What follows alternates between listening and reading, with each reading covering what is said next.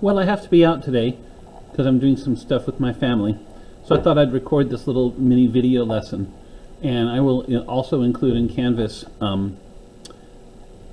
some links to additional help you could find online with this material, with YouTube lessons, things like that. So today I wanted to talk about more stuff about inequalities. I want to talk about compound inequalities and two variable inequalities. And compound inequalities are going to be inequalities that are connected either with the word and, or as we'll see down here, with the word or. So I just wanted to discuss the meaning of these in a mathematical context. The meaning of and in a mathematical context is pretty much the ordinary meaning that we would have. If I ask of students in a class, who is a ninth grader and who is taking Spanish? Let's say this is a representative sample of this class here. Got these 5 students. So these students are the ninth graders, these 3 individuals, and these individuals are taking Spanish. And so if I want the students that are ninth graders and taking Spanish, it's going to be what those 2 sets have in common. So it would be this student and this student. These are the students that are ninth graders and taking Spanish. What about the word or? Is a ninth grader or is taking Spanish? In ordinary English, there's 2 meanings of the 2 uses of the word or. One is an or of choice. Like when you're voting, you can say you can vote for candidate A or for candidate B. So that's or when you are making a decision between 2 things. That's not how or is used in mathematics or in this context. The other use of or is the or of membership. If I say, is the student ninth grader or is the student taking Spanish, you would expect a student who is doing both to raise their hand. Say, yes, I'm a ninth grader or taking Spanish. So or would give you students who are ninth graders or who are taking Spanish or doing both.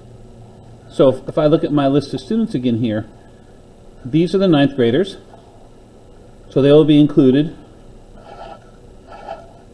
in this membership.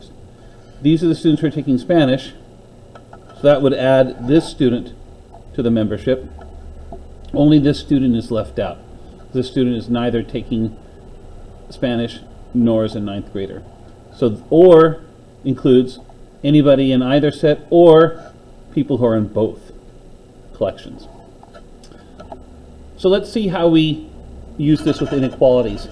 In particular, we're going to be solving some inequalities and then reviewing a bit of interval notation as well. So here are some compound inequalities. Compound means they're going to be connected by and or. So I want to solve this compound inequality, graph its solution, and write its solution in interval notation. The first step will simply be to solve these in the ordinary fashion and then graph them. So here I'm going to add 2 to both sides and then divide both sides by 4. This one I'm just simply going to subtract 5 from both sides. So now I have these 2 and they're going to be connected by and. So what I'm going to do now is I'm going to graph each of these, but I'm going to graph one right atop the other one. This is going to be x greater than or equal to 3. This is going to be x less than 10. To save time, I'm not going to put a lot of tick marks and label 0, 1, 2, 3, 4, 5, 6, 7, 8, 9, 10. The only thing I have to be careful of is when I put 3 on this number line and I put 10 on this number line, that they're in the correct relation to each other. 3 is less than 10, so I should put 3 somewhere over here on the left and 10 over here to its right. So the graph of x greater than or equal to 3 is everything that is 3 or more. So I'm going to shade this way, like this. The graph of x less than 10 would be open circle, and then I would shade this way. So all of these points, including 3, make this true. All of these points, but excluding 10, make this true. Now these are connected by and. So my final answer means I want everything that is shaded in this one and also has to be shaded on this one. In other words, it's where these two shadings overlap. To be in the final solution set, it has to be shaded in both. So my final answer here, I'm going to have from 3 to 10. All these values between 3 and 10 are shaded in both. So I'm going to have this shaded in here. 3 will be shaded because it's closed circle here. It's included in this set, and it's also clearly included in here. 10 will be open because it has to be part of both sets, and it's excluded from this set because it's an open circle. So this shaded interval is a picture of the solution to this compound inequality. It makes all of these values make both of these true. And if I'm going to write this in interval notation, this interval begins at 3, ends at 10. 3 is its left endpoint, 10 is its right endpoint. And remember, we use a bracket for a closed circle in interval notation, and we use a parenthesis for an open circle in interval notation. So this interval notation is the way of writing this shaded solution region in interval notation. Now let's look at an OR. So again, we start the same way. I'm simply going to solve both of these inequalities. I'm going to stack their graphs, one atop the other. So here I'm going to start, I could distribute out the parentheses. I'm just going to divide both sides by -3. We are dividing by a negative. That's where we have to flip the inequality. So here the -3's divide away. This greater than turns to less than, and I have -2. Then I subtract 7 from both sides, and I get x is less than -9. This one I just have, do the opposite of dividing by 2. The opposite of multiplying by 1/2 is multiplying by 2. So I multiply both sides by 2. These multiply away, and I get x less than or equal to -2. Now I'm going to stack the solution regions to these. So here I have my number lines. This is going to be x less than -9. This is going to be x less than or equal to -2. Again, I'm not going to put tick marks in every single, because it's messy and I don't want to take the time. But I do have to note that -9 is on the left of -2, so I get the relation between these number lines correct. So I'll put -9, say, here. I'll put -2 here. Here I want to shade to the left. I want less than -9. And this will be an open circle at -9. Here I want to again shade to the left, less than or equal to -2. So less than puts me to the left, and now I'll have a closed circle. So what do I do with the OR? Well, remember, OR means I want to include in my final answer any points that are in either of these. Or, one way to think about it, if I go back to this picture of the membership here the only student that was left out was a neither set. This poor student is not a 9th grader, not taking Spanish. So they are left out of this OR. Well, if I go back to this, the only things that are going to be left out of the answer are things that are in neither set. So all that's going to be left out is all of these. So what happens, and this happens somewhat commonly with an OR compound inequality, is this one vanishes in my answer. This inequality already includes all of this. So when I do my final answer, being in this or in this means you're just in this. Because if you're in this, you're automatically in this set as well. This shading includes all of these values.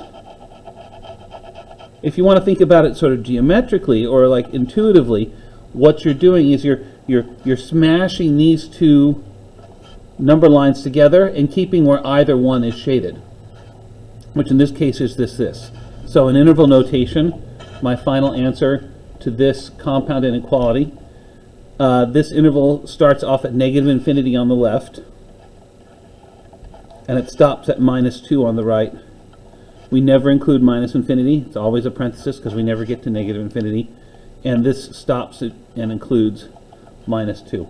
So every point in this interval solves either this one or this one. And as it turned out, everything that solved this just automatically solved this as well.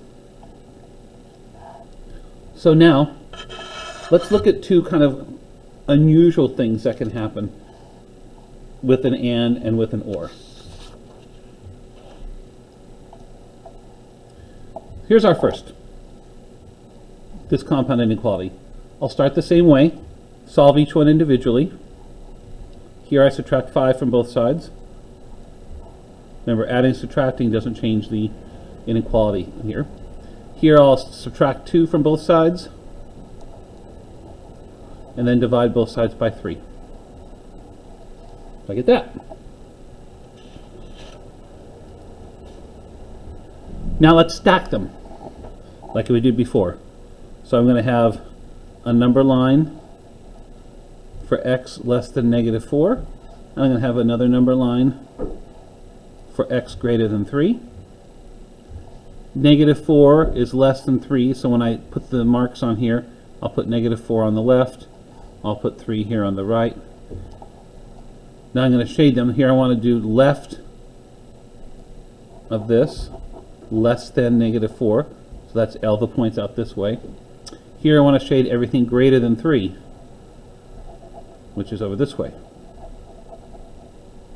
And now I need to put these together using and to get my final answer.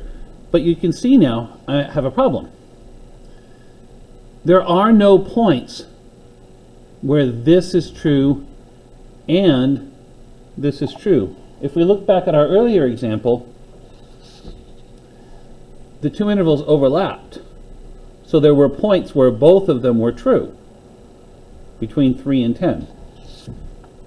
But here, the two intervals, they don't overlap at all.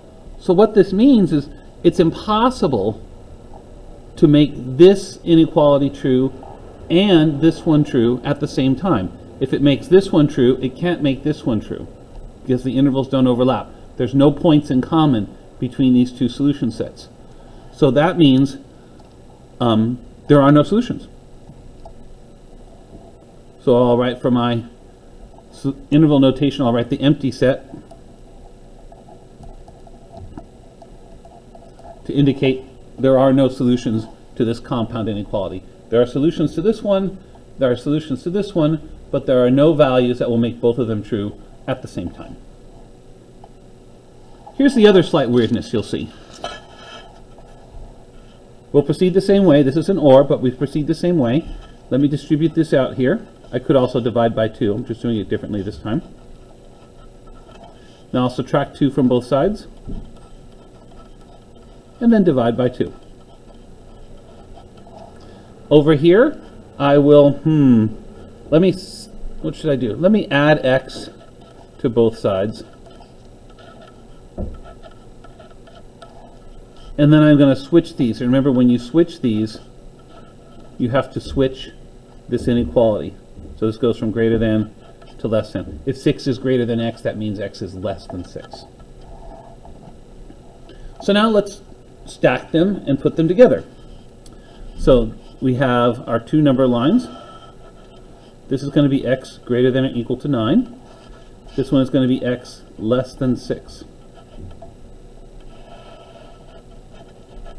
6 is less than 9, so when I put my marks, I'll make sure I put 6 on the left, 9 on the right. So now, x is greater than or equal to 9 is this shaded region, 9 or greater. Here this is less than 6, so open circle, and then shading off to the left. So this looks a lot like this one. The big difference now, though, is this was an and I needed both of these to be true, which was impossible. Now it's an or. So remember, the way or works is we put these together, and my final shaded region is anything that's shaded on either one. I want to shade anything that's shaded on this one or is shaded on this one. So I get all of these points.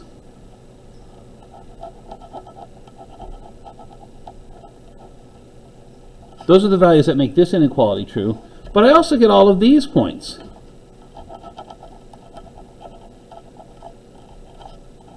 These are the values that make this inequality true. So this is a picture of the solution set for this compound inequality. It's all of these, but also all of these. So the main issue here is, how do I write this in interval notation? Because it's two separate intervals, non-overlapping intervals. So here's how we write this in interval notation. So this interval starts at minus infinity and goes to 6. We never include infinities, and we also are excluding 6. It's an open circle. This interval begins at 9 on the left, and we're including 9 in the interval, and this goes forever that way. And now there's a peculiar mathematical symbol we put between these. It looks like a U, and it's read union. And this, I'm not going to go into tremendous detail about this symbol. Just think of this as the fancy interval notation way of saying or. In fact, if you wrote or here, I'd probably give you credit, but let's try to use the mathematical notation union. So this is saying my solution region is this interval union this interval. And we're forced to write it this way because I can't write a single interval to capture these two non-overlapping pieces. But if you think of this as or and say my solution region is this interval or this inner one, that captures the idea. So these are two peculiarities that can come up. When you're doing ands, you can end up with empty sets if the two intervals don't overlap. And when you're doing or, you can end up with two pieces that don't overlap, and you somehow have to write the interval notation for that. And this is the way we join two intervals together and say this solution set consists of this interval and that one put together. That's what the union symbol tells us. Okay, that's part one. I'm going to do part two. Of course, you may take a break at some point if you need to take a break and watch more of the video later. Part two is I want to look at two variable inequalities. So these are going to be graphs of lines, but we're going to be shading one side or the other. And I'm pretty certain you covered this in Algebra 1 as well. But it can't hurt to review. So here's a line in standard. First I'm going to do one with equals, just to remind you. Here's a line in standard form. My preferred way to graph a line in standard form is to set x equal to 0 to get the y-intercept, and then set y equal to 0 to get the x-intercept. And then that will give me 2 points on the line, and I can draw the line. So if I put x equal to 0 in this equation, I get 0 plus 3y is 12, and that means y has to be 4. So that's 1 point that is on this line for certain, the point 0, 4, right there. Then I set y equal to 0. If y is 0, I get 2x plus 0 is 12, which means x is 6. So when y is 0, x has to be 6, and this is a second point that's on the line, the point 6, 0, right there. And since those 2 points I'm confident are on the line, I can now draw the line that joins them, and that is the graph of this equation. And let me remind you what this is. This is a picture of all the ordered pairs that will make this true. Okay. For example, it appears 3, 2 is on the graph. I'll just label that real quick. So if I put x equals 3 and y equals 2, it should be a true statement? And it is. I get 6 plus 6 is 12. So this line is a picture of every ordered pair in the universe that makes this true. So down here, I have replaced the inequality with the equals with a less than or equal to. So your first step in doing something like this is just pretend this says equals and graph this line, which we already did up here. So let me just recopy the graph down here. Pass through 0, 4, and it passed through 6, 0. Look like that. So these are the points that make this equal to this. Now I want to make a picture of all the points that make this less than or equal to 12. And as it turns out, because this is linear, and I'm not going to go into the y's because it's outside the scope of this of the course, because this is linear, because it's x to the first power, y to the first power, it's either going to be all the points on one side of the line that will make this true, or all the points on the other side. So that means you're going to be shading, because remember, we want to draw a picture of everything that makes this inequality true. So I'm going to be shading either all of over here or all of over here. So how do you tell which region is the region that you should shade? So let me write this out. We're either going to shade above or below this line. Now often it's simply less than is below, greater than is above, but you can't always trust that. What you can trust is this. I know either every point here or every point here is going to make this true. So what we do is we do a test point.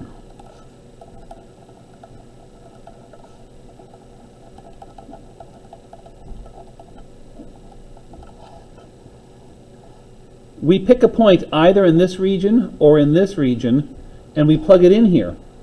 And if that point makes this true, then that means that point must be in the shaded region, and I will shade that region. Or as if the point doesn't make it true, that means it's the other region that has to be shaded.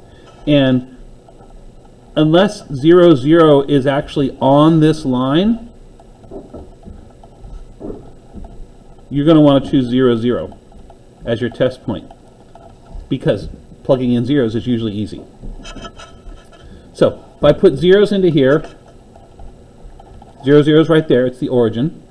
If I put zeros into here, I get 2 times 0 plus 3 times 0 is less than or equal to 12. This, of course, works out to be 0. And this is a true statement. 0 is, in fact, less than 12. Which means the point that we picked, 0, 0 as our test point, is in the true part. So this region, all of these points will make this true, and none of these will on the other side of the line. So to indicate that, we lightly shade this region like so. And this is saying the solutions to this inequality are all of these points. Any of these ordered pairs, if I plug it in here, will make it true, and none of these will. Let's do another one. I have 2 more examples. So how about this one? Y is less than or equal to negative 1/2 x minus 1. So first, I just pretend this is equals, and I graph the line as if it were equals. And I've written this one in the form y equals mx plus b. So this has got y-intercept negative 1, and it has slope minus 1 over 2. So that means I'm going to start on the y-axis with coordinate negative 1, because that's the y-intercept. And then I'm going to go down 1, right 2. The change in y is going to be -1. The change in x is going to be +2 to generate more points on the line. So down 1, right 2, down 1, right 2, over and over and over again. I can also go rewind it and go back this way. So this line, if it were equal, is that line, like so.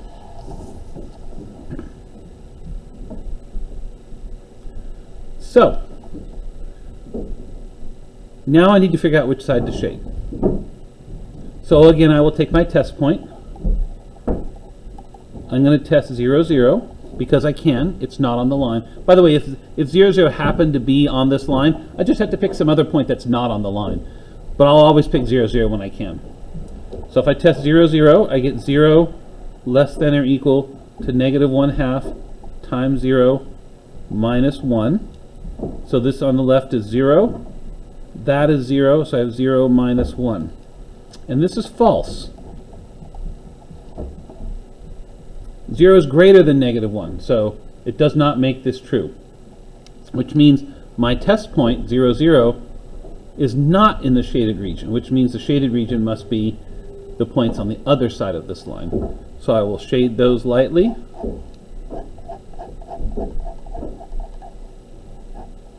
And that's my solution set, which is what this problem is asking me to do. All of these points make this inequality true. As a side note, before we do the last one, if your inequality is solved for y, like this one is, you can simply look at this and it will tell you whether you want to shade above or below. This is saying y, the y coordinate is less than this, which means it's got to be below it, because this is the y-axis. So if y is less than this line, then you're going to be shading below. But if you don't want to remember that, you can always do a test point. Test points are usually pretty quick. Okay, the last one is a compound inequality. So whenever we write compound inequalities, implicitly this is and. So I want to shade the region that makes both of these true. So this is a little bit longer example. This is in point slope form. This is in standard form. I'm deliberately reviewing things about lines that we didn't get a chance to talk about in the last lesson. So this is in point slope form. Let me change it to equals, because that's what we're going to graph initially. So remember, in point slope form, this is the slope. And then if I change the signs of these, that is a point that is on the line.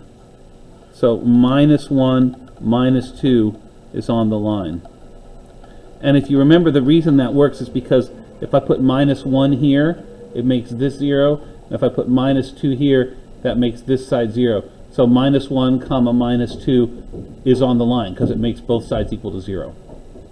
So to graph this line, I'll start here at this point that's on the line, -1, -2, right there.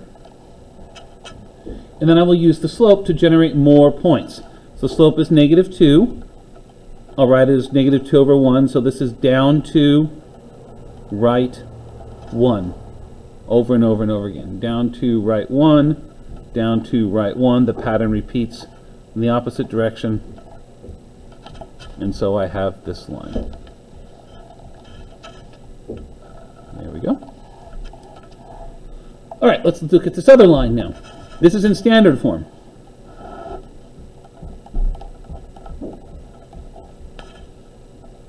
So let me put equals 20 temporarily. So the standard form, remember, is where I plug in x equals 0 to figure out what y is, and I plug in y equals 0 to figure out what x is. And that will give me 2 points, 0 comma something and something comma 0. So if I put x equal to 0, I get -5y is 20, which means y is -4. If I put y equal to 0, I get 4x equals 20. That means x is 5. So here are my 2 points that must be on the line. 0, comma -4, which is also on the other line, and 5, comma 0, which is right there. There we go. Now, what about the inequalities? Well, here's what I'm going to do. I'm going to figure out where I would shade this one first. And then I'm going to figure out where I would shade this one second. And then my final answer is where both will be shaded, because the implicit understanding is that this is an and. So I want to shade where both of these are true. So you notice we've broken this up into sort of 4 pieces. Okay? What's going to end up happening is 2 of these pieces will be shaded using this inequality, and 2 of these pieces will be shaded using this inequality, and it's where they overlap that I want to shade as my final answer. So let me do a test point for each one. So in each of these, I'm going to ignore the other line. Here's my first line going down like this. So I'm going to, neither of these lines pass through 0, 0. So I'm going to use 0, 0 as my test point for both of them. So first, ignore this line. That was the second line. And just look at this line. If I test 0, 0 in this one, I get 0 plus 2 is less than or equal to negative 2 times 0 plus 1. So let's look at this carefully. This is 2 less than or equal, this is negative 2 times 1. This is 1 inside the parentheses. Negative 2. And this is false. 2 is greater than negative 2. So when I tested this point against this line, it turns out that it's the other side of the line. So I'm going to shade this really lightly. Like that. So this is the solution to this inequality. Now I'm going to test 0, 0 into this one. This is a much easier test to do. I get 0 minus 0 is less than or equal to 20. That's true. So that means when I test this point for this line, it is in the solution region. It made it true, which means this inequality would shade all of this. So I'm going to shade that, but I'm going to shade it in a different direction. So I'm going like this. And my final answer is where the 2 shadings overlap, because I want to know what are the points that make this one true and make this one true. So my final answer, this is where they overlap, is this portion of the plane over here. All of these ordered pairs in this region will make this inequality true and will make this inequality true.